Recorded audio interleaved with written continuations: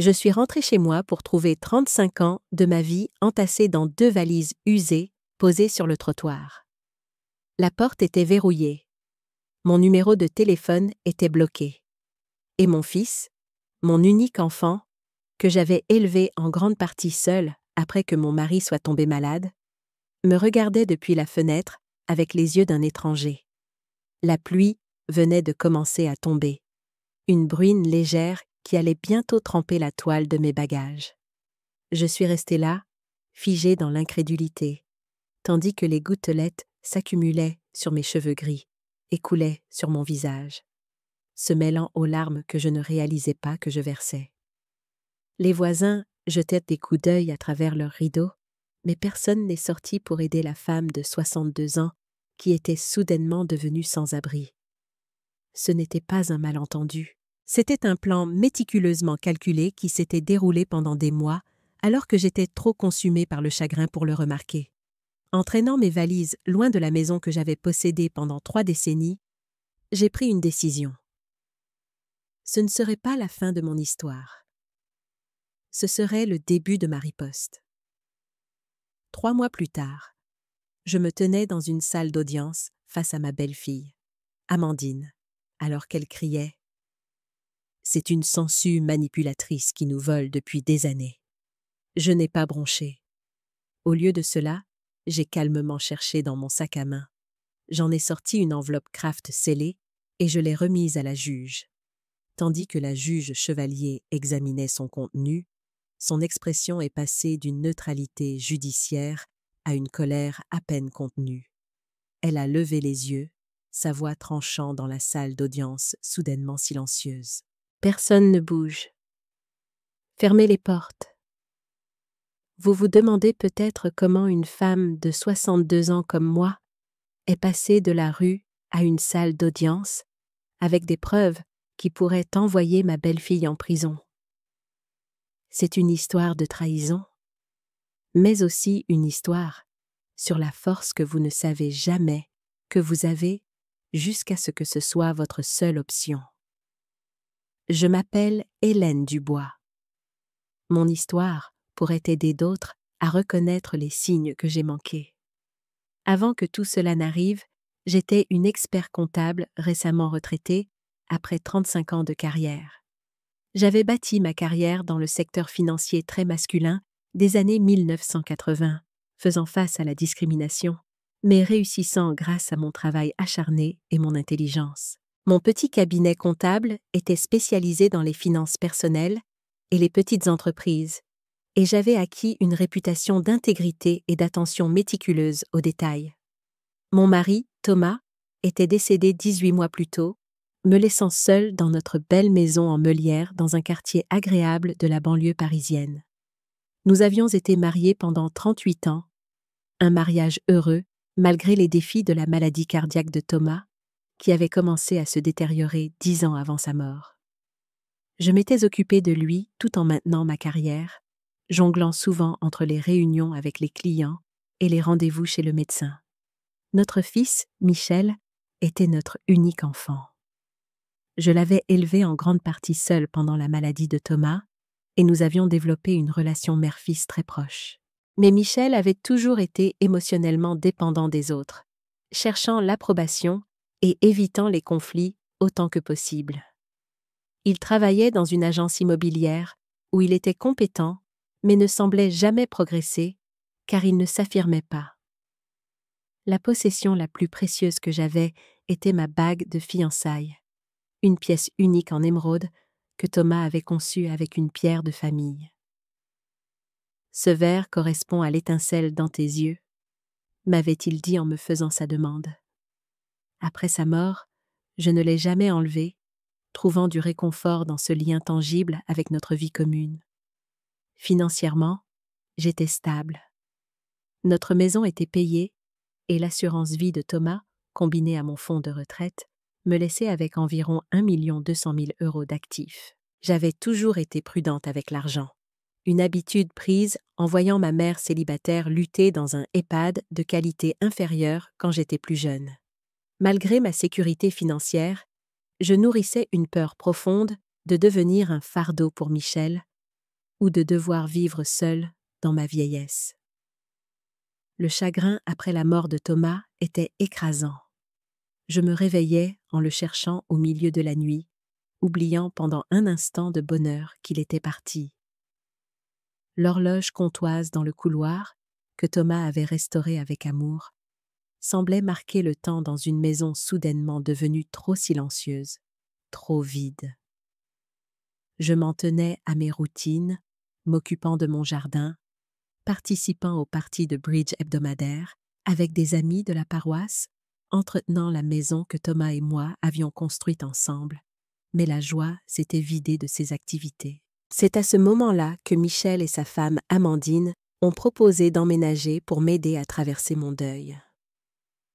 Amandine avait 34 ans, d'une beauté frappante avec des cheveux bruns lisses et une posture confiante qui commandait l'attention. Elle avait rencontré Michel à l'agence immobilière où ils travaillaient tous les deux.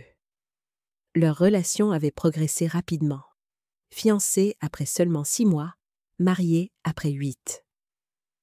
J'avais eu des inquiétudes concernant la rapidité de leur relation, mais je les avais gardées pour moi, ne voulant pas passer pour une belle-mère intrusive.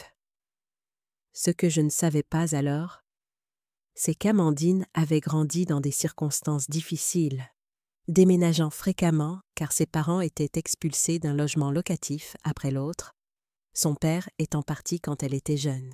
Elle avait dû se débrouiller seule dès son plus jeune âge, développant une mentalité de survivante qui voyait chaque relation comme une transaction potentielle. Plus important encore, je ne savais pas qu'Amandine avait autrefois travaillé pour une entreprise qui avait été une concurrente de la mienne, un cabinet où j'avais découvert et signalé une fraude comptable des années plus tôt. Le propriétaire, l'ancien patron d'Amandine, Jacques Lambert, avait été licencié et avait fait face à des conséquences juridiques à la suite de ma dénonciation. Ce lien aurait expliqué tant de choses sur ce qui allait suivre. Le lendemain des funérailles de Thomas, Michel a frappé à ma porte. J'étais encore dans ma robe noire, fixant une tasse de café qui avait refroidi des heures auparavant. La maison semblait incroyablement vide, avec rien d'autre que le son de l'horloge comptoise de Thomas qui tic-taquait dans le couloir. « Maman », a dit Michel, passant sa main dans ses cheveux comme son père le faisait. « Amandine et moi avons discuté. Nous ne pensons pas que tu devrais être seule en ce moment. » Je voulais dire non. Chaque instinct me disait que c'était une erreur. Mais la solitude après la mort de Thomas était un abîme sombre, et Michel était mon seul enfant. Amandine se tenait derrière lui, sa main sur son épaule, son expression calculatrice plutôt que sympathique. Elle n'avait jamais montré beaucoup d'intérêt à passer du temps avec moi avant la mort de Thomas. Lors des réunions de famille, elle engageait une conversation polie pendant quelques minutes avant de trouver des raisons de s'éloigner. « Nous pourrions rester dans la chambre d'amis ?» a poursuivi Michel. « Juste temporairement, jusqu'à ce que tu te sentes plus forte. Si vous pensez que cela pourrait aider, me suis-je entendu dire contre mon meilleur jugement. » Le sourire d'Amandine était radieux. « Nous prendrons si bien soin de vous, belle maman. » Cette première nuit, après être allée me coucher, j'ai entendu Amandine chuchoter à Michel à propos du potentiel de cette maison et de ce qu'il pourrait en faire. Je me suis dit que j'étais paranoïaque, que le deuil me rendait méfiante envers la gentillesse. Mais au fond de moi, je savais que quelque chose n'allait pas. Les changements ont commencé subtilement. Amandine déplaçait de petits objets en nettoyant, puis s'excusait quand je ne les trouvais pas. « Je suis tellement désolée, belle maman. Je pensais que le sucrier serait mieux sur cette étagère. » Mais il ne s'agissait pas seulement de déplacement. Des objets disparaissaient entièrement. La collection de timbres de Thomas, qu'il avait constituée depuis son enfance. Accidentellement jeté? Notre album de mariage avait été, par erreur, laissé dans le sous-sol humide. Mon carnet d'adresses a disparu du tiroir de la cuisine où je l'avais gardé pendant des années. Quand j'ai posé des questions à ce sujet, Amandine a semblé préoccupée. Vous m'avez demandé de le jeter hier. Vous vous souvenez? Vous avez dit que tous ces vieux numéros ne faisaient que vous rendre triste. Je n'avais aucun souvenir d'une telle conversation. Mais la certitude d'Amandine m'a fait douter de moi-même. Un matin, j'ai remarqué que ma bague de fiançailles en émeraude manquait de sa place habituelle dans ma boîte à bijoux. La panique m'a envahie alors que je fouillais chaque recoin de ma chambre.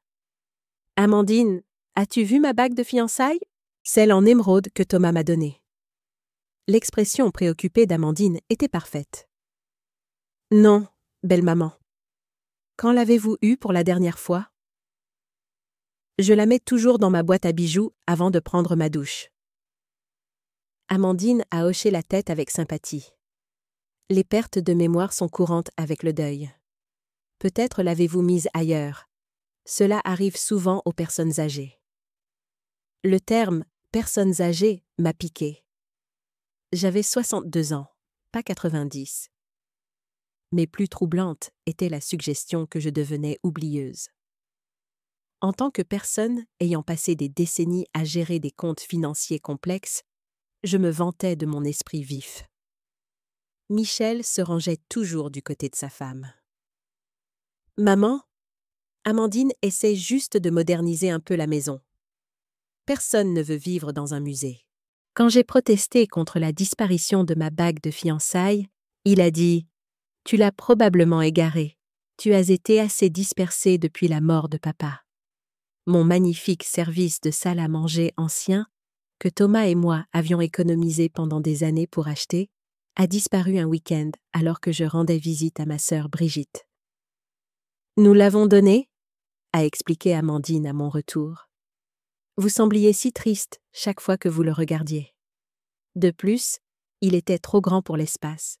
Nous avons trouvé ce charmant ensemble moderne qui ouvre la pièce. Le nouveau service de salle à manger était petit, élégant et sans âme, comme s'asseoir à une table de café plutôt qu'à une réunion de famille. » Quand j'ai exprimé ma déception, Michel a dit « Maman, tu ne peux pas tout garder pareil pour toujours. Le changement est bon pour toi. » Pendant ce temps, Amandine a commencé à poser des questions sur mes finances, mes factures, mes impôts fonciers, les coûts des services publics. « J'ai remarqué que vous avez des piles de courriers qui s'accumulent, » a-t-elle dit un matin, sa voix douce de préoccupation. « Voudriez-vous que je vous aide à les trier? Je sais à quel point la paperasse peut être écrasante quand on est en deuil. » J'aurais dû dire non, mais la vérité était que j'avais laissé les choses s'accumuler. Ouvrir des factures et des relevés bancaires, c'était comme admettre que Thomas était vraiment parti, que j'étais vraiment seule maintenant. « Ce serait utile, » ai-je admis. L'efficacité d'Amandine était impressionnante. Elle a tout trié en piles nettes, expliquant chaque catégorie pendant qu'elle travaillait. Facture à payer immédiatement, relevé à classer, courrier indésirable à jeter. Elle a brandi une offre de carte de crédit. « Vous recevez tellement de ces lettres frauduleuses. C'est bien que vous ne les ayez pas ouvertes. Les personnes âgées sont ciblées par ces prédateurs tout le temps. » Voilà encore ce mot, personnes âgées. Au cours des jours suivants, Amandine a progressivement pris en charge de plus en plus de mes tâches administratives. « Je m'occuperai de la paperasse de l'assurance pour l'enterrement de Thomas ?» a-t-elle offert. « Vous ne devriez pas avoir à vous occuper de détails aussi déprimants en ce moment. » Lorsque le chèque de l'assurance vie de Thomas est arrivé, elle me l'a apporté avec une expression sympathique. « Une somme aussi importante doit sembler écrasante. Voudriez-vous que je vous aide à la déposer en toute sécurité? » Cela aurait dû déclencher une alarme. Amandine savait exactement combien valait la police d'assurance vie, une information que je n'avais jamais partagée avec elle. Mais le deuil vous rend négligent avec des détails qui exigeraient normalement une attention particulière. La visite à la banque a été mon premier véritable aperçu des compétences de manipulation d'Amandine. Elle m'a accompagnée, son bras lié au mien comme une fille aimante. Lorsque nous nous sommes assis avec le conseiller clientèle, c'est elle qui a le plus parlé. « Ma belle-mère traverse une période si difficile », a-t-elle expliqué au jeune homme derrière le bureau. « Elle oublie de payer ses factures, perd des documents importants. Nous craignons qu'elle ne puisse gérer seule une somme aussi importante. Elle a serré ma main. Je lui ai proposé de l'aider à rester organisée. Je voulais protester. Je n'oubliais pas les factures, ni ne perdais de documents. Mais le ton d'Amandine était si attentionné, si raisonnable, que la contredire m'aurait fait paraître sur la défensive et confuse. Le conseiller de la banque a hoché la tête avec sympathie et a suggéré d'ajouter Amandine comme cotitulaire du compte, pour plus de commodité. Juste temporairement, m'a assuré Amandine plus tard, jusqu'à ce que vous vous sentiez plus vous-même. Cette nuit-là, je suis restée éveillée à écouter la conversation feutrée d'Amandine et Michel à travers les murs fins. Je ne pouvais pas distinguer les mots spécifiques, mais le ton d'Amandine était excité, triomphant. Les réponses de Michel semblaient incertaines, interrogatives. Le lendemain, j'ai remarqué qu'Amandine répondait à mon téléphone lorsque des amis appelaient.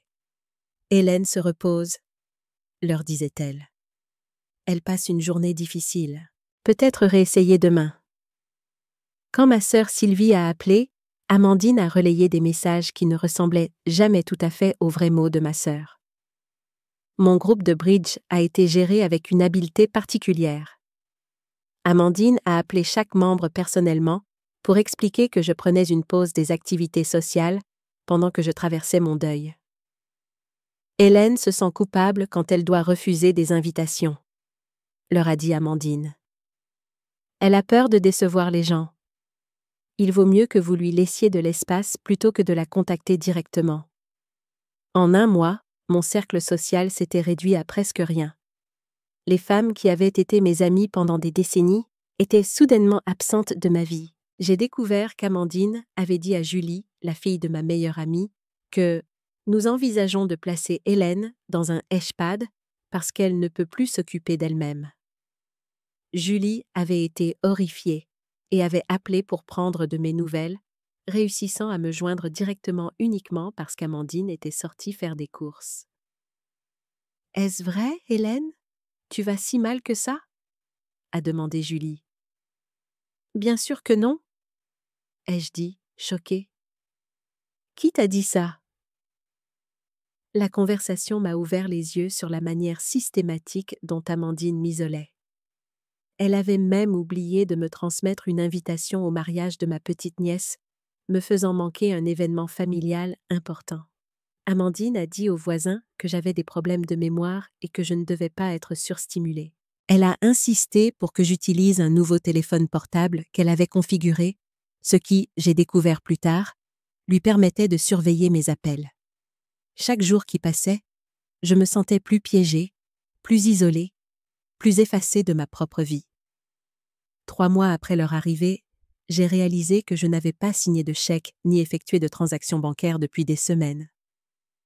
Toutes mes affaires financières passèrent par les mains serviables d'Amandine. Mon courrier était trié selon son jugement.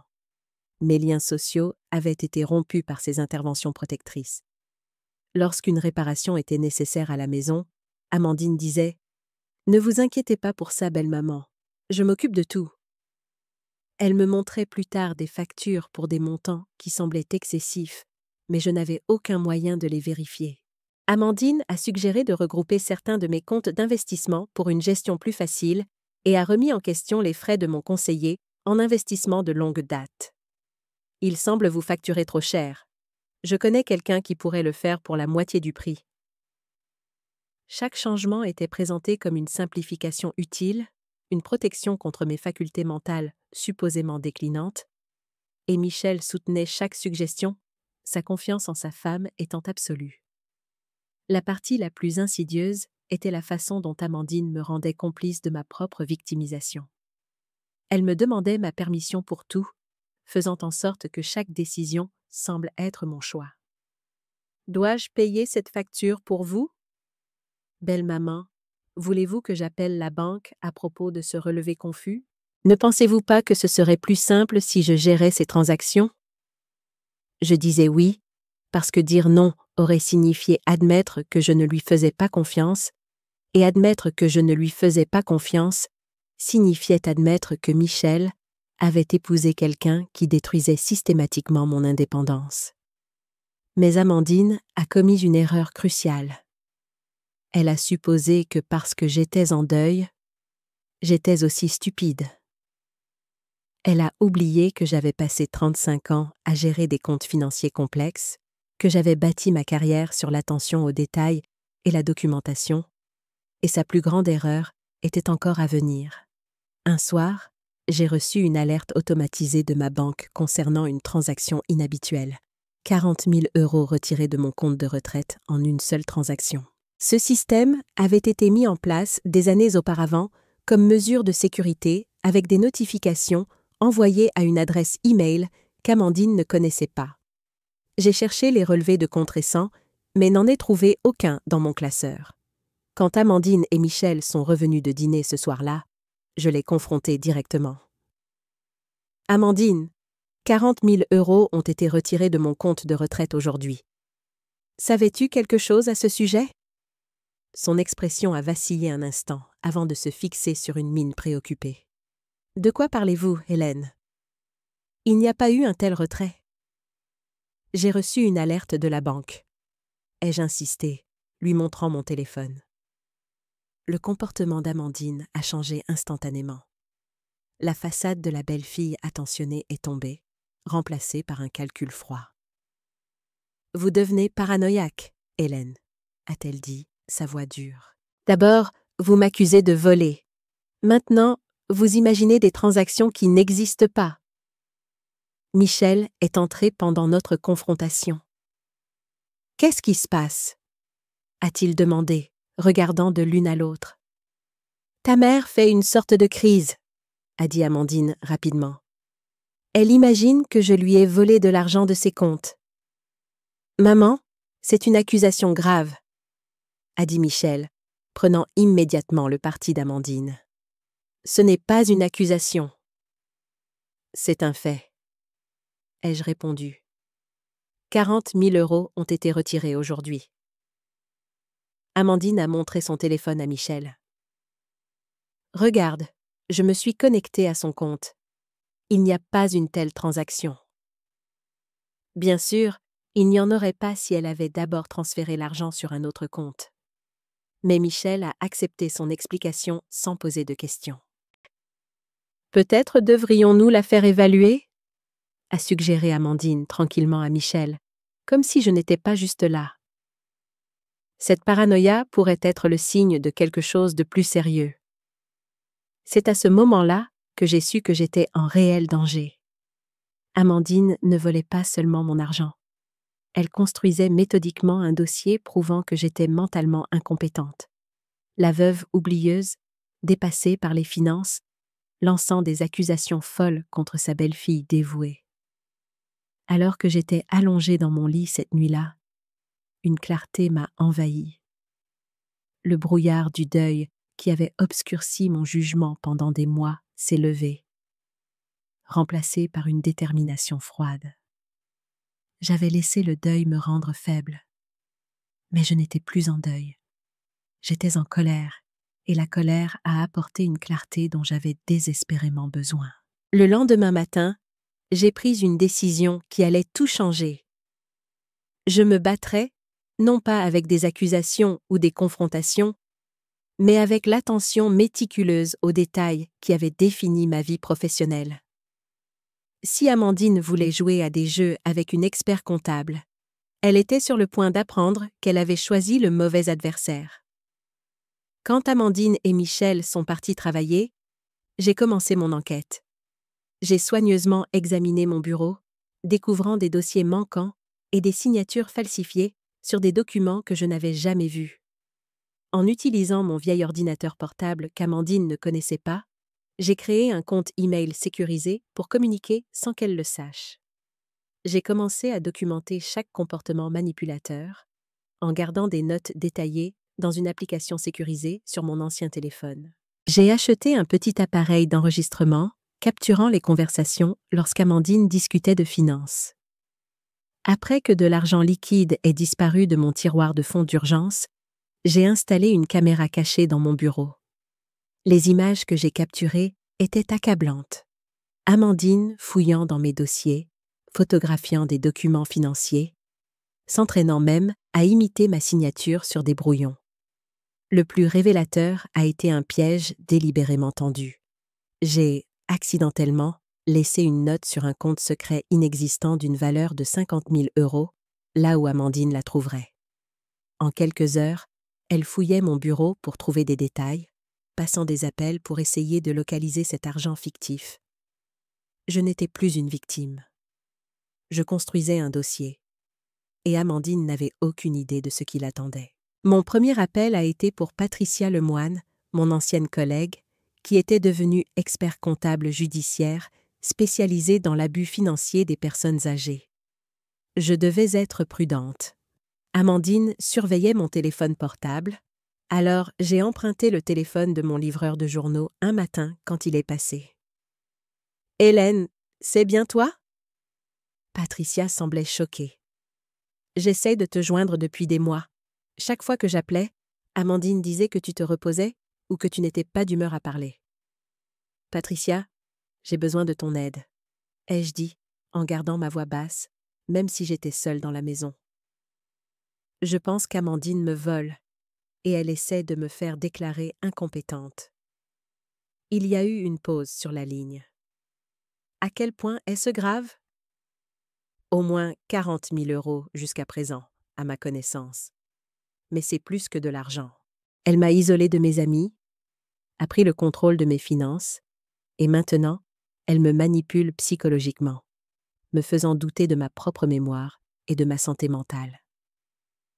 La réponse de Patricia a été immédiate et ferme. « Hélène, tu n'es pas la première femme intelligente à tomber dans ce piège. Le deuil rend les gens vulnérables, et les prédateurs comme Amandine sont experts pour exploiter cette vulnérabilité. L'important maintenant est de constituer un dossier avant qu'elle ne se rende compte que tu as découvert son manège. Nous avons convenu de nous rencontrer secrètement au cabinet de mon médecin la semaine suivante, un endroit où Amandine ne pouvait raisonnablement pas s'opposer à ce que j'aille seule. » Patricia a expliqué qu'elle avait un intérêt personnel à m'aider. « Ma mère a été victime d'abus financiers par mon beau-père après la mort de mon père, » a-t-elle confié. Le temps que nous réalisions ce qui se passait, il avait vidé ses comptes et réhypothéqué sa maison. C'est pour ça que je me spécialise dans ces cas maintenant.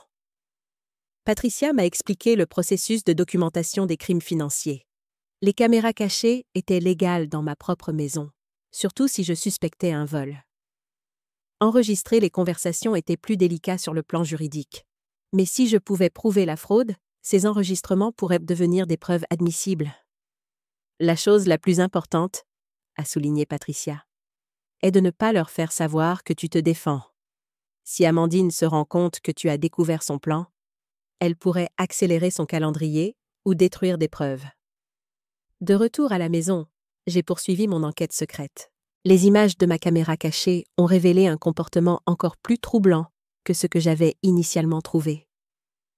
Amandine entrait dans mon bureau presque tous les jours quand elle pensait que je faisais la sieste ou que j'étais sortie pour des courses.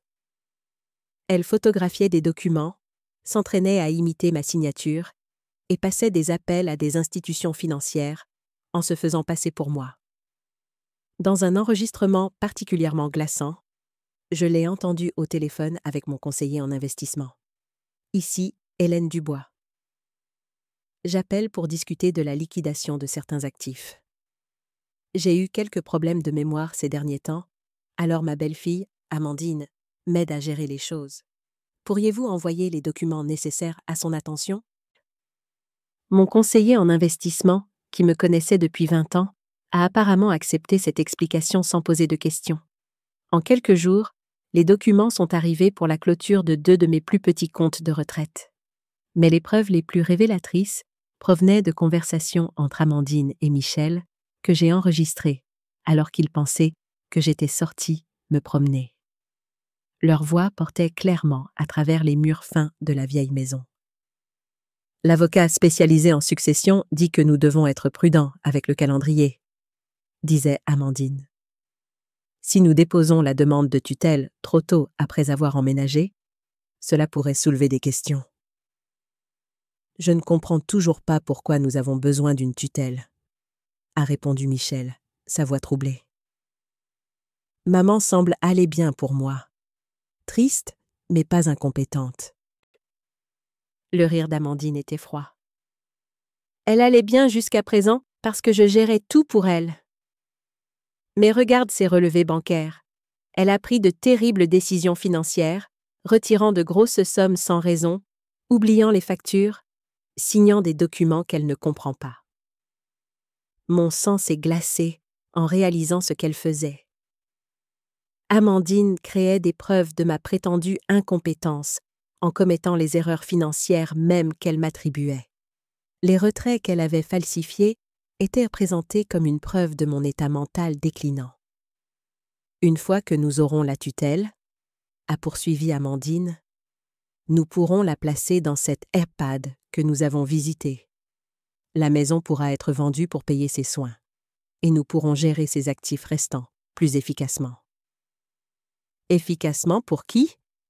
A demandé Michel. Et pendant un instant, j'ai entendu une lueur du fils moral que j'avais élevé. Pour elle, bien sûr, a dit Amandine doucement. Et pour nous. Nous sacrifions nos propres vies pour prendre soin d'elle. Michel, nous méritons aussi une certaine sécurité pour notre avenir. J'ai entendu Michel soupirer.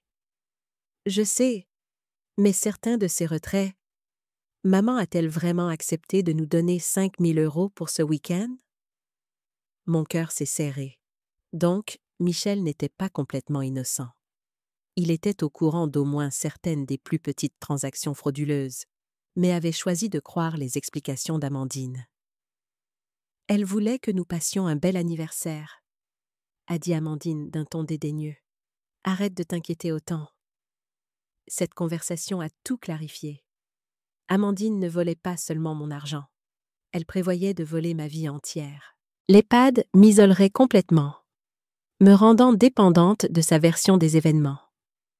La vente de la maison fournirait un afflux massif d'argent, et la tutelle lui donnerait un contrôle légal sur tous les aspects de mon existence. Je devais agir vite. Ce soir-là, j'ai fait quelque chose que je n'avais pas fait depuis des mois. J'ai cherché le nom d'Amandine en ligne. Ce que j'ai trouvé m'a choquée. Un article de journal datant de 3 ans mentionnait une action civile contre une certaine Amandine Prescott, son nom de jeune fille, par une veuve âgée nommée Martine Gauthier, alléguant une exploitation financière. L'affaire avait été réglée à l'amiable sans aveu de culpabilité. Des recherches plus approfondies ont révélé qu'Amandine avait brièvement travaillé comme stagiaire chez Lambert Finance, un cabinet où j'avais découvert une fraude comptable importante 15 ans plus tôt. Le propriétaire, Jacques Lambert, avait été licencié et avait fait face à des conséquences juridiques à la suite de ma dénonciation. Serait-ce la raison pour laquelle Amandine m'avait ciblée? Ne s'agissait-il pas seulement d'argent, mais d'une vengeance pour son ancien patron? La pièce suivante du puzzle s'est mise en place lorsque j'ai entendu Amandine au téléphone parler à quelqu'un de ma bague de fiançailles en émeraude. Oui, c'est une pièce vintage, de qualité héritage familial, disait-elle tranquillement. L'émeraude fait au moins 2 carats avec de petits diamants de chaque côté. Je pense environ 8 000 €. Elle vendait la bague de Thomas, la chose la plus précieuse que je possédais. Je voulais la confronter immédiatement, mais l'avertissement de Patricia a résonné dans mon esprit. Ne leur fais pas savoir que tu te défends. Au lieu de cela, j'ai documenté l'appel et l'ai ajouté à mon dossier de preuves croissant. Le lendemain matin, Amandine a annoncé qu'elle m'avait programmé une évaluation de santé mentale avec un gérontopsychiatre. C'est juste une formalité pour l'audience de mise sous tutelle, a-t-elle expliqué, sa voix dégoulinant de fausses préoccupations. Le docteur Renaud est spécialisé dans les changements cognitifs liés à l'âge. Il pourra confirmer ce que nous savons déjà, que vous avez besoin d'un soutien supplémentaire pour gérer vos affaires. J'ai réalisé que c'était la police d'assurance d'Amandine. Si les preuves financières n'étaient pas suffisantes pour convaincre un juge, elle aurait un professionnel de la santé pour témoigner que j'étais mentalement incompétente. Mais j'ai aussi réalisé que cela pourrait être mon opportunité. « Cela semble raisonnable », ai-je dit, la surprenant par ma coopération. « Je veux m'assurer que je pense clairement, moi aussi. » Les yeux d'Amandine se sont légèrement plissés, mais elle ne pouvait pas s'opposer à ce que je sois d'accord avec sa suggestion. Le cabinet du docteur Renaud était exactement ce à quoi je m'attendais. Stérile, institutionnel, conçu pour que les patients âgés se sentent diminués et vulnérables. Mais le docteur Renaud lui-même m'a surprise. Il était plus jeune que je ne l'avais prévu, avec des yeux intelligents et une manière douce qui semblait sincèrement concernée plutôt que condescendante. Amandine avait demandé à assister à l'évaluation, citant son rôle d'aide-soignante. Le docteur Renaud a poliment mais fermement refusé. « Je dois parler avec Madame Dubois en privé pour obtenir une évaluation précise », a-t-il insisté, montrant à Amandine la salle d'attente. Pour la première fois depuis des mois, j'étais seule avec un professionnel qui n'était pas influencé par le récit d'Amandine. L'évaluation a commencé par des tests cognitifs standards, exercices de mémoire, tâches de résolution de problèmes, questions d'orientation. J'ai bien réussi à tous, et je pouvais voir le docteur Renaud prendre des notes qui ne soutenaient pas un diagnostic de démence. Puis, il m'a interrogé sur ma situation de vie et les changements récents dans ma vie. Ma belle-fille a été très utile depuis la mort de mon mari, ai-je dit prudemment. Elle a pris en charge la plupart de ma gestion financière. Comment vous sentez-vous par rapport à cet arrangement ? A-t-il demandé. C'était la première fois en des mois que quelqu'un me demandait ce que je ressentais par rapport à ce qui m'arrivait. La question a failli briser mon sang-froid. Parfois, je me demande si je ne deviens pas trop dépendante de son aide, ai-je admis. J'étais très capable avec l'argent. J'ai dirigé mon propre cabinet d'expertise comptable pendant 35 ans. Le docteur Renaud a levé les yeux de ses notes. Quel genre de travail comptable faisiez-vous? J'ai décrit ma carrière, mon expertise, ma réputation dans le monde des affaires. Le docteur Renaud a écouté attentivement, posant occasionnellement des questions de suivi qui démontraient qu'il comprenait la complexité du travail que j'avais accompli. Madame Dubois, a-t-il dit finalement. Sur la base de notre conversation d'aujourd'hui, je ne vois aucune preuve de déficience cognitive qui vous empêcherait de gérer vos propres affaires. Votre mémoire est excellente, vos capacités de raisonnement sont intactes et votre jugement semble sain. Un soulagement m'a envahi. Qu'en est-il des problèmes financiers que ma belle-fille a mentionnés? Le docteur Renaud a froncé les sourcils. Quels problèmes spécifiques? J'ai décrit les préoccupations soulevées par Amandine. Factures oubliées, retraits impulsifs, mauvaises décisions financières. Le docteur Renaud a pris plus de notes. Avez-vous réellement rencontré ces problèmes? Ou est-ce que d'autres vous ont dit que vous les rencontriez? La question a frappé comme un éclair. D'autres me l'ont dit, ai-je réalisé. Je ne me souviens pas avoir commis les erreurs qu'ils ont décrites. Le docteur Renaud a hoché lentement la tête. Madame Dubois, je vais vous poser une question difficile, et je veux que vous réfléchissiez bien avant de répondre. Vous sentez-vous en sécurité dans votre situation de vie actuelle? La question est restée en suspens entre nous. C'était ma chance de dire la vérité, de demander de l'aide à quelqu'un ayant l'autorité d'intervenir. Mais je savais aussi que toutes les accusations que je ferais seraient rejetées comme des délires paranoïaques si je ne pouvais pas les prouver. Je ne suis pas sûre, ai-je dit honnêtement. Je pense que je dois enquêter sur certaines préoccupations avant de pouvoir répondre correctement à cette question. Le docteur Renaud a étudié mon visage pendant un long moment. Si jamais vous ne vous sentez pas en sécurité, ou si vous avez besoin de parler à quelqu'un en toute confidentialité, voici mon numéro direct. Il m'a tendu une carte. Parfois, les membres de la famille ont les meilleures intentions, mais ne réalisent pas qu'ils sont surprotecteurs d'une manière qui nuit à l'indépendance de leurs proches. À la fin de l'évaluation, Amandine attendait dans la salle de réception avec une anxiété à peine dissimulée. « Comment ça s'est passé ?» a-t-elle demandé d'un ton enjoué. « Le docteur Renaud a été très minutieux », ai-je dit d'un ton neutre. Sur le chemin du retour, Amandine a cherché à obtenir des détails sur l'évaluation. J'ai donné des réponses vagues, tandis que mon esprit s'emballait de possibilités.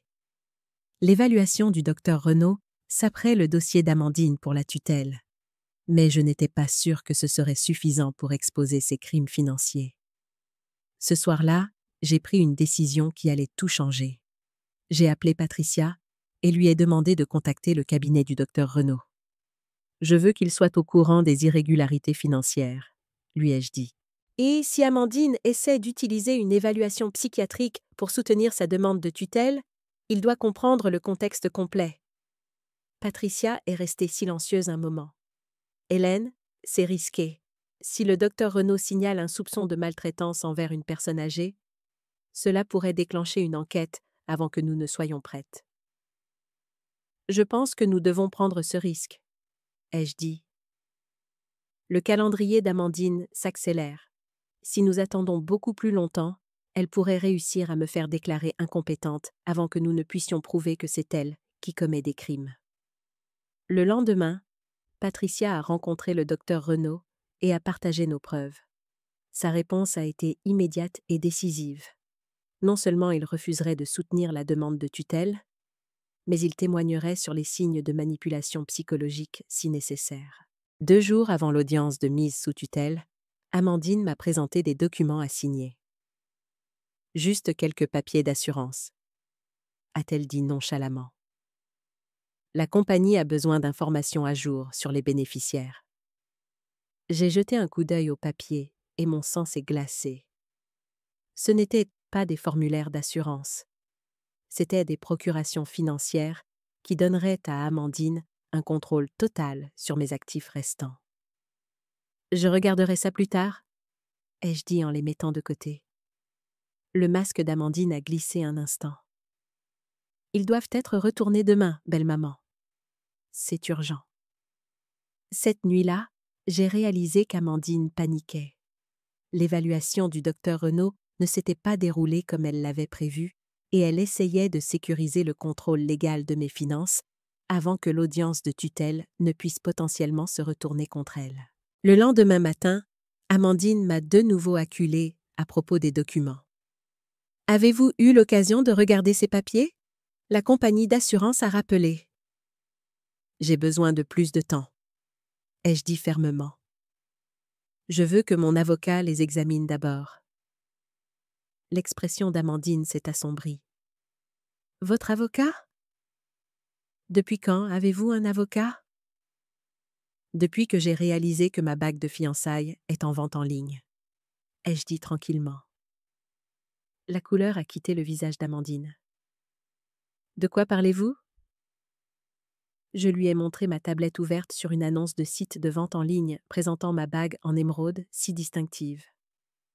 Le nom d'utilisateur du vendeur n'était pas celui d'Amandine, mais l'adresse e-mail de contact visible dans l'annonce était une que je l'avais vue utiliser. « Ce n'est pas votre bague, » a-t-elle balbutié. Elle est similaire, mais elle a l'inscription que Thomas a fait graver à l'intérieur. Amaélie, dont les yeux éclipsent cette pierre. Seule ma bague a ça. Michel est entré pendant notre confrontation. « Qu'est-ce qui se passe ? » « Ta femme vend ma bague de fiançailles, » ai-je dit en tournant la tablette vers lui.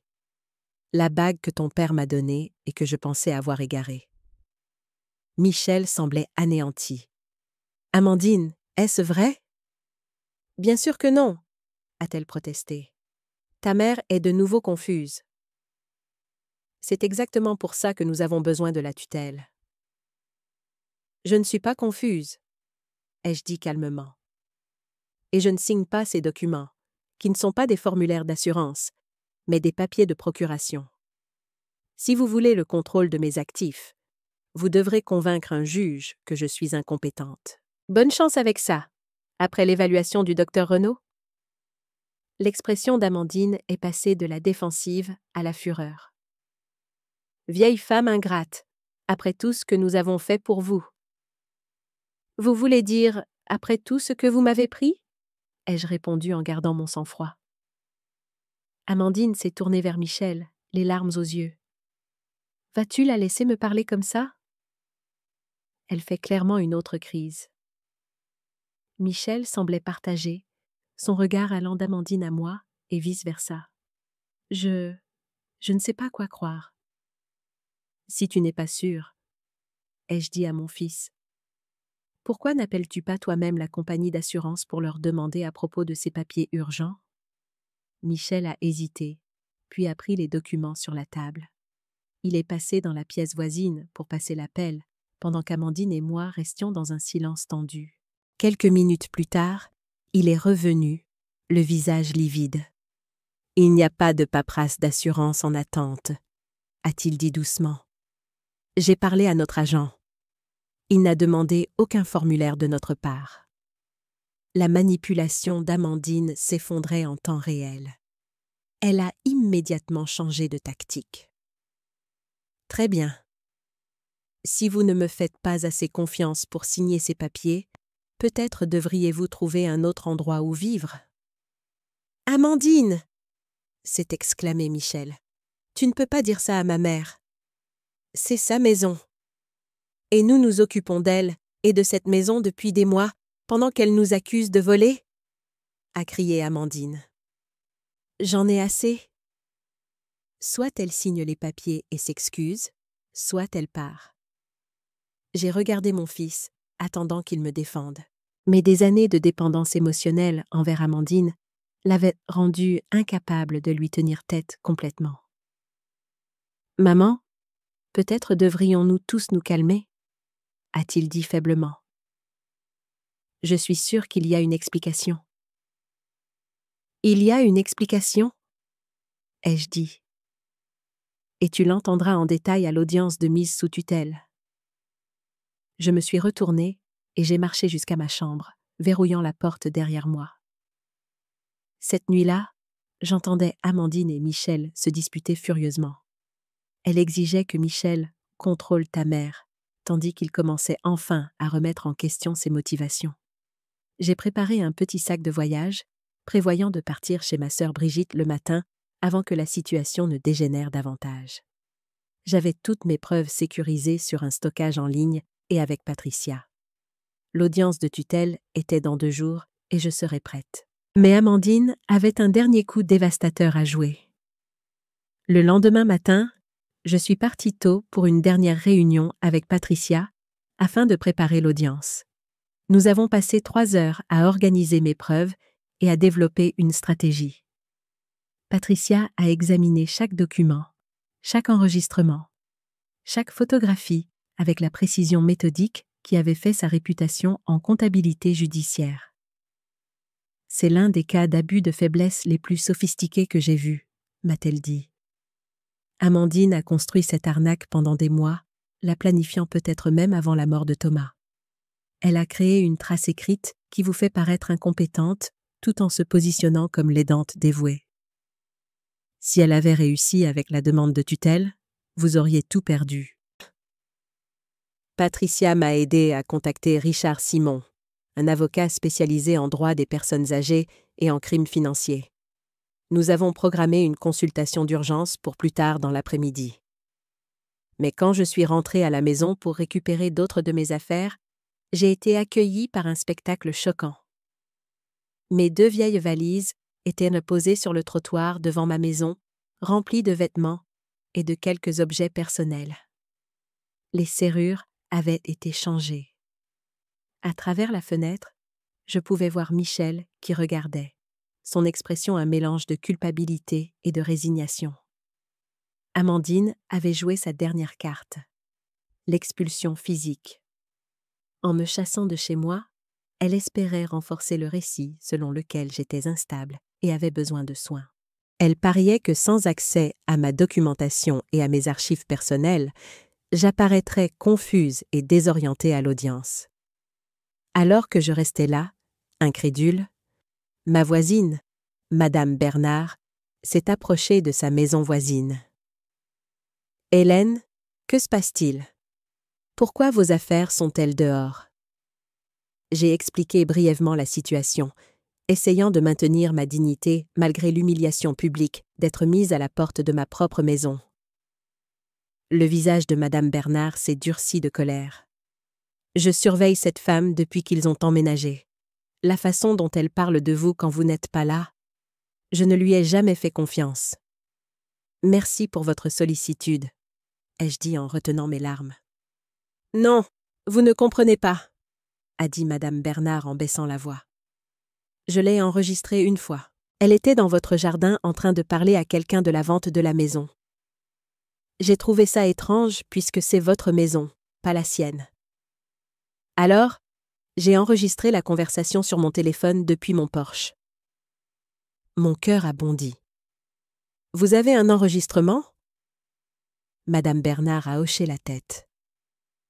Elle disait quelque chose comme « une fois la tutelle passée, la maison pourrait être vendue, et il n'y aurait rien que vous puissiez faire. » J'ai gardé l'enregistrement parce que ça ne me semblait pas juste. Une autre pièce à conviction était apparue juste au moment où j'en avais le plus besoin. « Madame Bernard, seriez-vous prête à partager cet enregistrement avec mon avocat et peut-être à témoigner à une audience demain ? » « Absolument, » a-t-elle dit fermement. Mon Albert a été exploité par son neveu avant de mourir. Je ne resterai pas les bras croisés à regarder la même chose vous arriver. J'ai appelé ma sœur Brigitte, qui est immédiatement venue me chercher. Alors que nous chargions mes valises dans sa voiture, j'ai remarqué d'autres voisins qui regardaient depuis leurs fenêtres. Le spectacle public d'une femme âgée expulsée de sa propre maison était exactement ce sur quoi Amandine avait compté. Une démonstration humiliante qui renforcerait son récit de mon incompétence. Mais Amandine avait mal calculé. Elle ne réalisait pas qu'en allant jusqu'à cette expulsion publique, elle avait créé des témoins de ses abus. Madame Bernard n'était pas la seule voisine à avoir observé le comportement d'Amandine au fil des mois.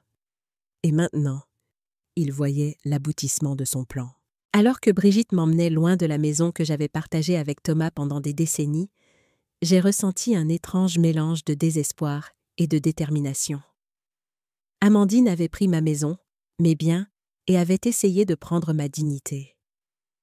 Mais elle n'avait pas pris mon esprit, ma volonté ou ma capacité à me battre. L'audience de mise sous tutelle était le lendemain matin. Je serais prête, et Amandine n'avait aucune idée de ce qui l'attendait.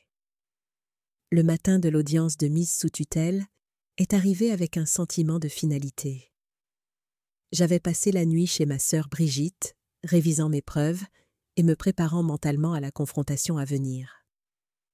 Brigitte, sceptique au début quant à l'étendue de la manipulation d'Amandine, était devenue ma plus fervente avocate après avoir vu les preuves que j'avais recueillies. « Je n'arrive pas à croire que cette femme t'ait mise à la porte de ta propre maison », fulminait-elle en m'aidant à m'habiller pour le tribunal. J'avais choisi mon tailleur bleu marine, celui que je portais pour les réunions importantes avec les clients pendant ma carrière de comptable. Si cela devait être mon dernier combat, je voulais avoir l'air de la professionnelle compétente que j'avais toujours été, pas de la veuve confuse qu'Amandine avait passé des mois à créer. « L'expulsion pourrait en fait aider notre cas », a déclaré Richard Simon, l'avocat spécialisé en droit des personnes âgées que Patricia m'avait recommandé. Il était arrivé tôt pour revoir notre stratégie. Cela montre jusqu'où Amandine est prête à aller pour contrôler vos biens. Richard avait la soixantaine, les cheveux argentés et l'assurance de quelqu'un qui avait vu toutes les ruses possibles. Les cas d'abus de faiblesse passent souvent inaperçus parce que les victimes ont trop honte pour se manifester. Vous avez fait quelque chose de remarquable en documentant tout si minutieusement. Alors que nous nous dirigions vers le palais de justice, je me sentais étrangement calme. Après des mois à être manipulée et à douter de moi-même, je reprenais enfin le contrôle. Le palais de justice était intimidant, tout en colonnes de marbre et en couloirs résonnants qui me faisaient me sentir petite et vulnérable. Exactement l'effet sur lequel Amandine comptait. Je réalisais qu'elle avait choisi ce lieu délibérément pour souligner ma prétendue fragilité. Dans le couloir devant la salle d'audience, j'ai aperçu Amandine et Michel avec leur avocat, Maître Cartier, plus jeune que je ne l'avais prévu, avec le genre de confiance agressive qui vient de gagner des procès plutôt que de chercher la justice. Amandine l'avait choisi avec soin. Michel avait l'air pâle et mal à l'aise, ses yeux balayant nerveusement la pièce. Quand il m'a vue, son expression a vacillé avec quelque chose qui ressemblait à du regret, avant qu'Amandine ne ramène son attention sur leur conversation. Puis, j'ai remarqué la petite foule qui se rassemblait de mon côté du couloir. Patricia Lemoine, le docteur Renaud, Madame Bernard, et à ma surprise, plusieurs membres de mon club de bridge. Les femmes avec qui je jouais aux cartes chaque semaine depuis des années, jusqu'à ce qu'Amandine m'en coupe. Leur présence m'a mis les larmes aux yeux. « Ah, nous sommes là pour toi, Hélène ?» a murmuré Carole, ma partenaire de bridge de longue date. Julie nous a raconté ce qui se passait vraiment. Nous aurions dû te contacter plus tôt. Les portes de la salle d'audience se sont ouvertes et nous sommes entrés. La juge Chevalier était une femme d'une 50aine d'années, à l'air sévère, qui commandait un respect immédiat. Elle a examiné brièvement les documents avant de s'adresser à la salle. Nous sommes ici aujourd'hui pour examiner une demande de mise sous tutelle de Madame Hélène Dubois, déposée par son fils Michel Dubois et sa belle-fille Amandine Dubois. Les requérants affirment que Madame Dubois n'est plus capable de gérer ses affaires financières et personnelles en raison d'un déclin cognitif lié au deuil et à l'avancement de l'âge. Les mots m'ont frappé comme des coups physiques. Déclin cognitif, avancement de l'âge. Il réduisait toute ma vie à une condition médicale qui nécessitait la gestion par d'autres. Maître Cartier s'est levé pour présenter leur cas, et sa déclaration liminaire était magistrale dans sa manipulation des faits. Votre honneur, Hélène Dubois était autrefois une femme d'affaires prospère, mais le décès de son mari il y a 18 mois a gravement affecté ses facultés mentales. Depuis lors, elle a pris des décisions financières de plus en plus irrationnelles, a oublié de payer des factures importantes et a montré des signes de paranoïa envers les membres de sa famille qui essaient de l'aider. Il a présenté une chronologie de mon prétendu déclin qui était effroyablement convaincante, car elle contenait juste assez de vérité pour être crédible. Oui, j'avais été en deuil. Oui, j'avais laissé Amandine m'aider avec mes finances. Oui, il y avait eu des irrégularités dans mes comptes. Ce qu'il n'a pas mentionné, c'est qui avait réellement causé ces irrégularités. Les témoins qu'Amandine avait rassemblés ont peint le tableau d'une femme confuse et isolée qui était clairement incapable de prendre soin d'elle-même. Mon facteur, M. Fournier, a témoigné du courrier qui s'accumulait sans être relevé. Un employé de banque a décrit comment Amandine avait dû m'aider à effectuer des transactions simples. Même mon médecin de famille, qui ne m'avait vu qu'une seule fois depuis la mort de Thomas, en présence d'Amandine, a suggéré que le deuil aurait pu affecter mes capacités cognitives. Chaque témoignage était techniquement exact, mais dépouillé de son contexte crucial. Mon courrier s'était accumulé parce qu'Amandine l'avait récupéré avant que je ne puisse le faire.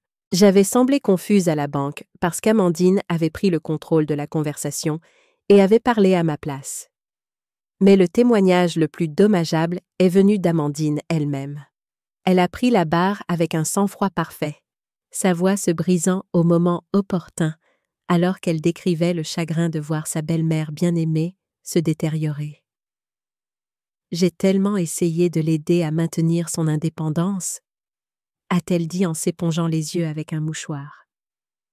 Mais les erreurs financières sont devenues plus fréquentes et plus graves. Le mois dernier seulement, Elle a retiré près de 15 000 € de son compte d'épargne et n'a pas pu expliquer où l'argent était passé. Je voulais crier qu'Amandine avait fait ses retraits elle-même en utilisant des signatures falsifiées et des informations de compte volées. Mais Richard m'a serré la main, m'exhortant silencieusement à la patience. Notre tour allait venir. Le témoignage de Michel était hésitant, moins sûr que la performance léchée d'Amandine. Il m'a décrite comme étant confuse au sujet des factures et des questions financières, mais lors du contre-interrogatoire de Richard, il a admis qu'il n'avait jamais été témoin d'incidents spécifiques de confusion. Il n'en avait entendu parler que par Amandine. « Et avez-vous personnellement vérifié l'une de ces irrégularités financières ?» lui a demandé Richard. Michel s'est tortillé mal à l'aise. Amandine s'occupe de la plupart des questions financières. « Donc, vous vous êtes fié au rapport de votre femme sur l'état de votre mère ? » « Oui, mais... » Et bien que vivant dans la même maison, vous n'avez jamais été témoin directement de ces épisodes de confusion ? Michel a regardé Amandine, puis de nouveau Richard. Je suppose que non.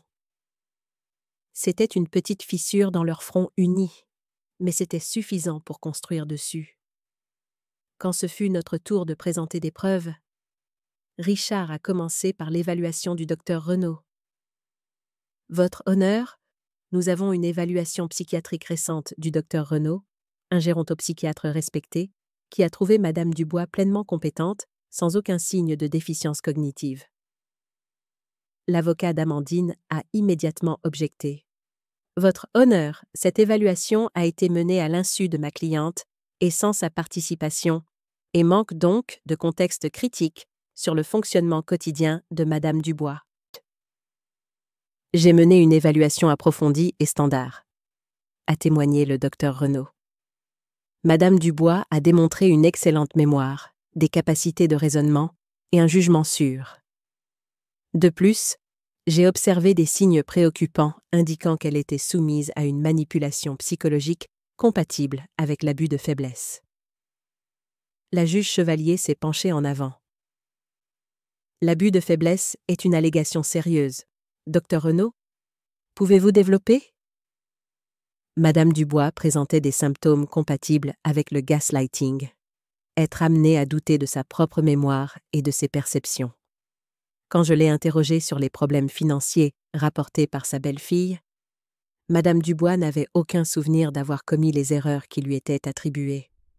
Amandine chuchotait furieusement à son avocat, son sang-froid commençant à se fissurer. Ensuite, Richard a appelé Madame Bernard à la barre.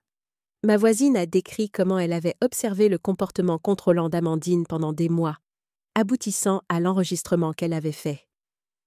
J'arrosais mes plantes quand j'ai entendu Amandine Dubois au téléphone dans le jardin d'Hélène, a témoigné Madame Bernard. Elle disait, et je cite, « Une fois la tutelle approuvée, nous pourrons mettre la maison en vente immédiatement. Le marché est porteur et on pourrait facilement en tirer 800 000 €. Elle ne pourra rien faire pour l'arrêter une fois que tu seras nommé tuteur. » Un murmure a parcouru la salle d'audience alors que Madame Bernard faisait jouer l'enregistrement.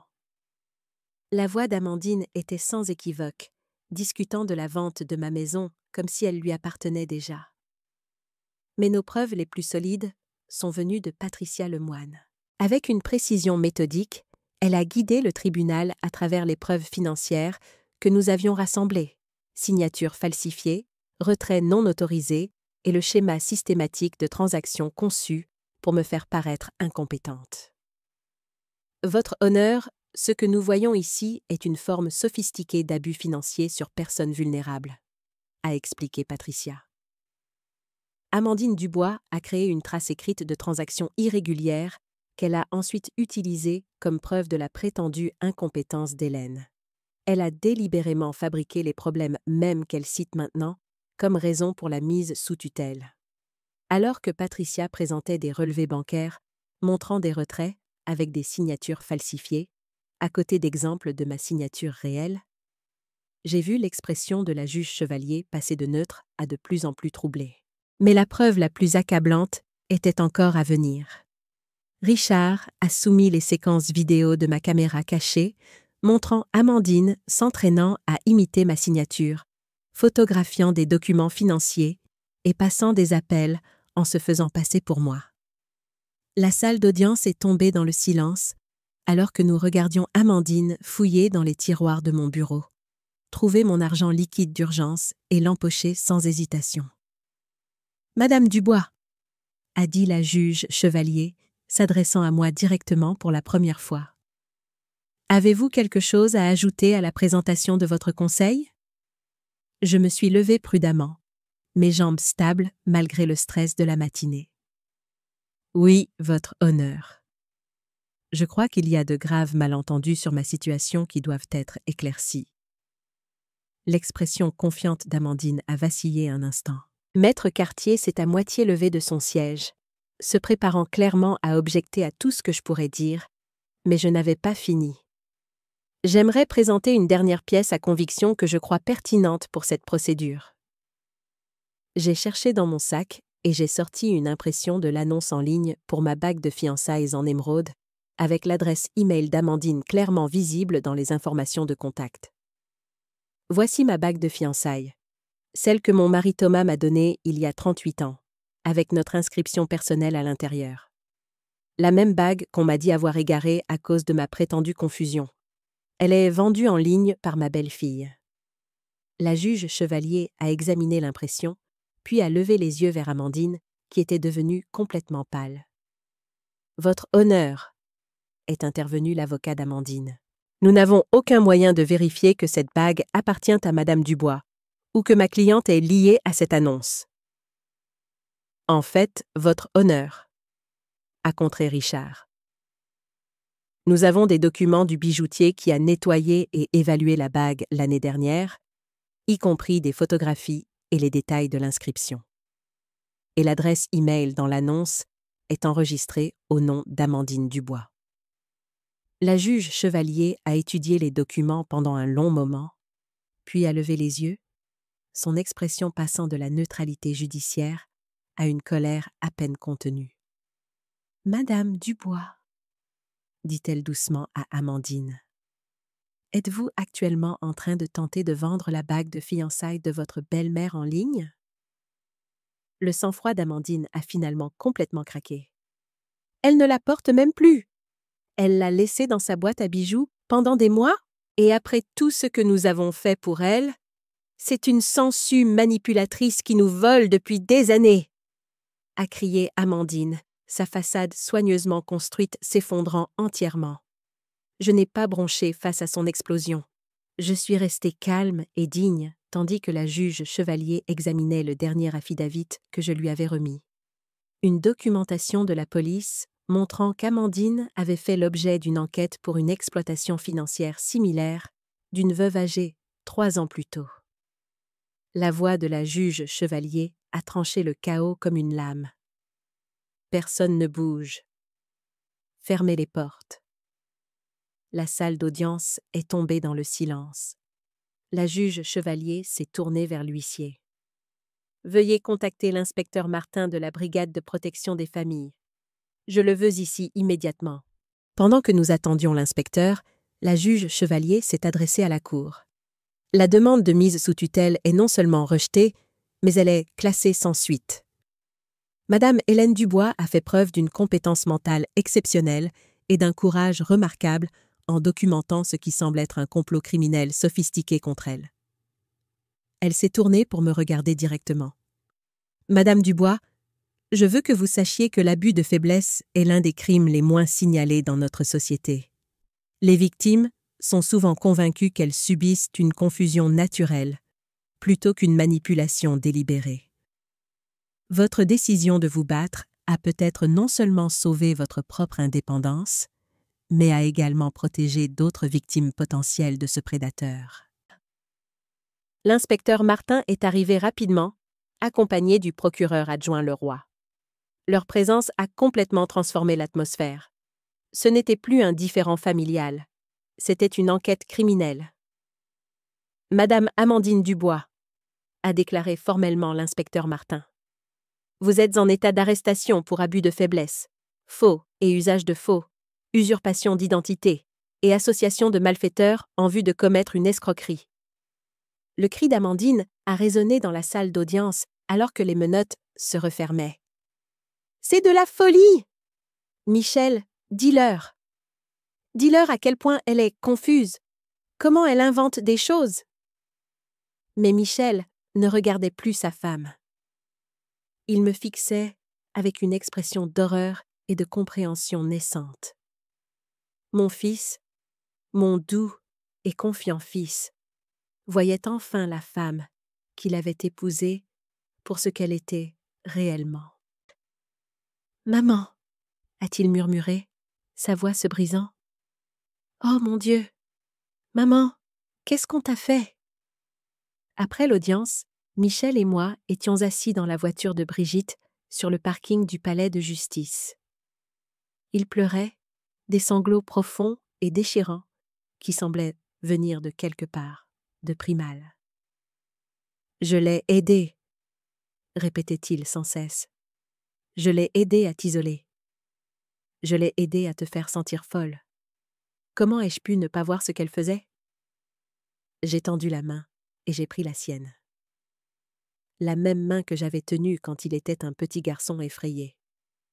Elle est très douée dans ce qu'elle fait, Michel. L'inspecteur m'a dit qu'ils avaient trouvé des preuves de 2 autres femmes âgées qu'elle avait ciblées dans des villes voisines. Ce n'était pas une impulsion. C'était un mode opératoire. « Mais tu es ma mère. J'aurais dû te protéger. Tu pensais que tu me protégeais ? Elle t'a convaincu que j'avais besoin d'être protégée de moi-même. » Nous sommes restés assis en silence pendant un moment, regardant les gens aller et venir du palais de justice. Des gens normaux s'occupant d'affaires juridiques normales, divorce, amende, litige de propriété. Rien à voir avec le cauchemar que nous venions de vivre. « Que se passe-t-il maintenant ?» a finalement demandé Michel. « Maintenant, nous allons trouver comment reconstruire, » ai-je dit. Tous les deux. L'enquête a progressé rapidement.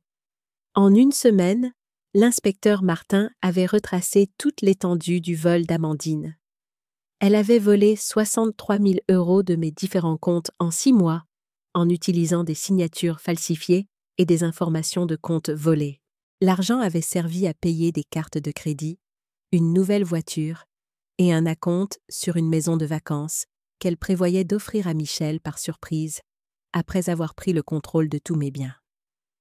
L'achat de la maison de vacances a finalement scellé son sort. Elle avait utilisé ma signature falsifiée pour obtenir un prêt, créant une trace écrite impossible à justifier. Mais plus troublant que l'argent, c'était les preuves psychologiques. Les enquêteurs ont trouvé des notes détaillées de la main d'Amandine, documentant sa stratégie pour m'isoler de mes amis et de ma famille. Elle avait tenu un journal de mes activités quotidiennes, cherchant des signes de confusion qu'elle pourrait exploiter.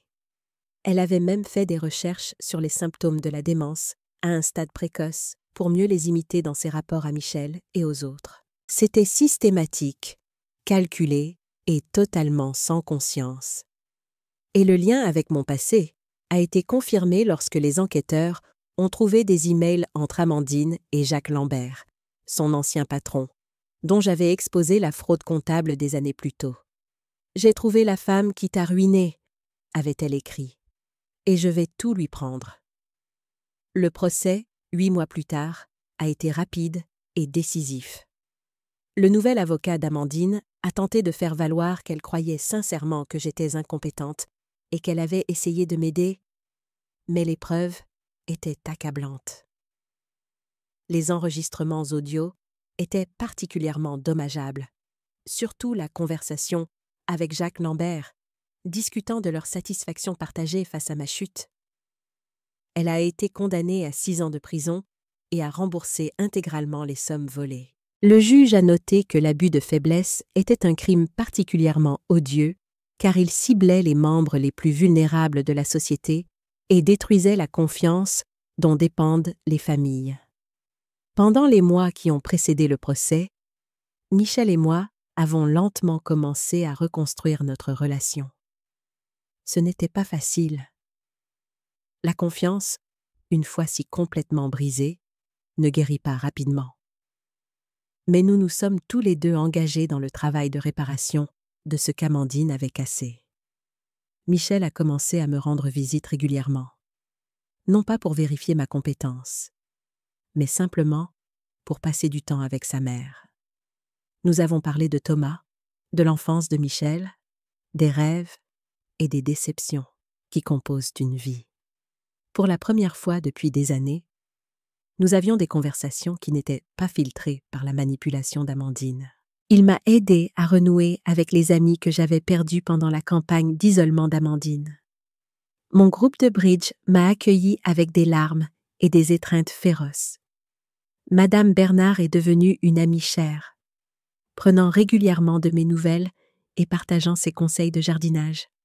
Même mon facteur, M. Fournier, a mentionné à quel point il était heureux de me voir redevenir moi-même. Le plus précieux de tout, avec l'aide de la police, j'ai récupéré ma bague de fiançailles en émeraude.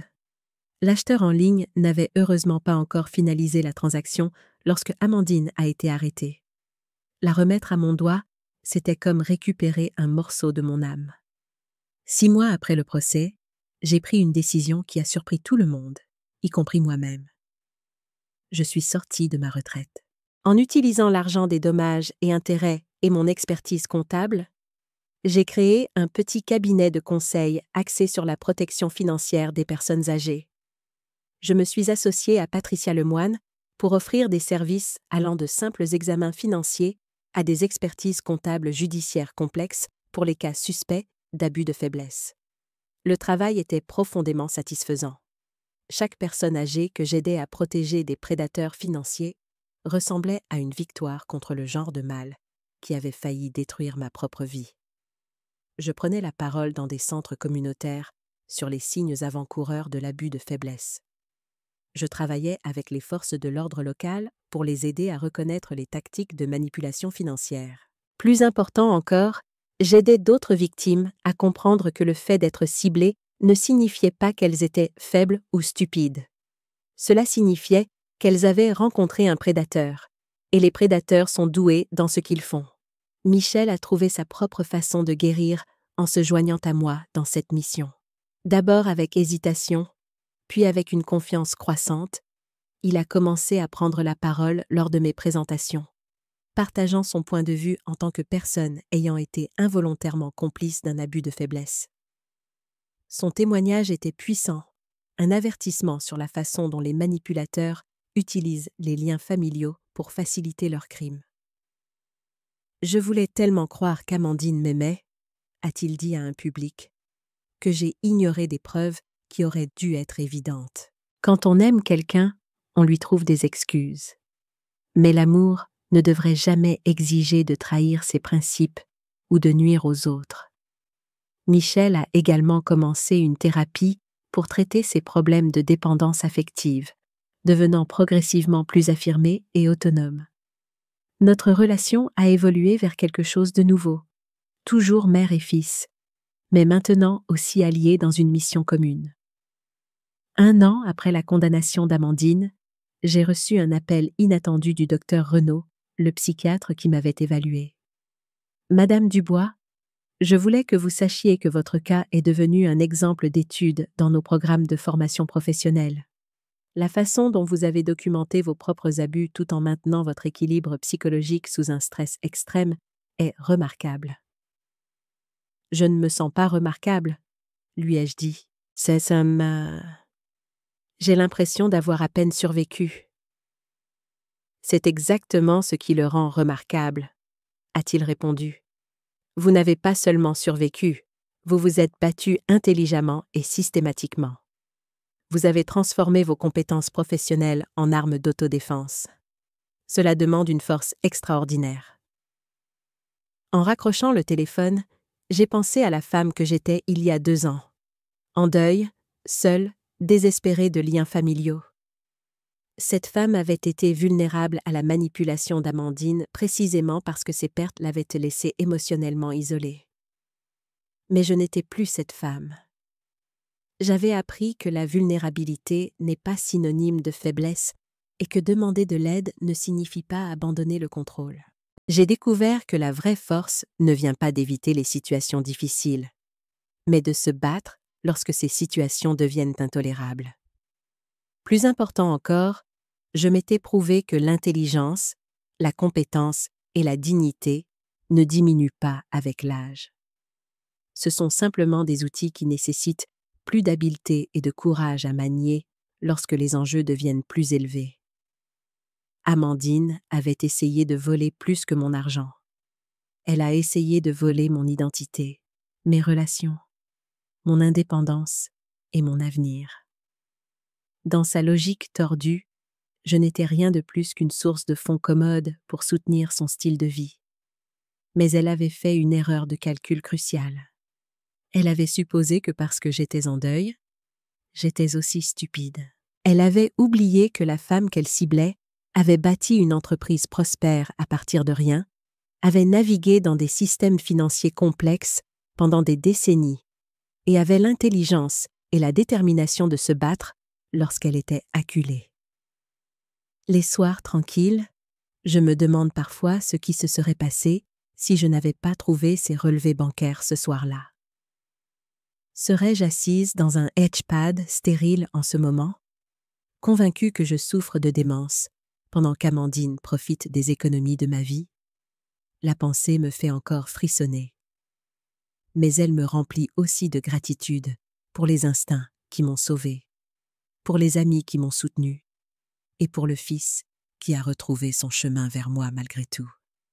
Aujourd'hui, je me tiens devant vous à 63 ans, n'étant plus la victime de personne. Ma bague en émeraude capte la lumière alors que je m'occupe de mon jardin. Mon club de bridge se réunit chaque semaine dans ma salle à manger autour de ma table ancienne, que Michel m'a aidé à récupérer du centre de dons. Ma sœur Brigitte me rend souvent visite, tout comme les nouveaux amis que je me suis fait grâce à mon travail de sensibilisation. J'ai appris qu'il n'est jamais trop tard pour se défendre, que la sagesse et l'expérience des personnes âgées ont de la valeur et du pouvoir, que la famille se définit par le respect, pas seulement par le sang, et que l'autonomie et l'indépendance doivent être protégées à tout âge. Que feriez-vous si vous étiez à ma place? Avez-vous vu des signes avant-coureurs similaires dans votre propre vie ou dans la vie de vos proches? Rappelez-vous, les prédateurs les plus dangereux sont ceux qui sont les plus proches de nous, portant le masque de l'amour et de l'inquiétude tout en complotant pour prendre tout ce que nous avons.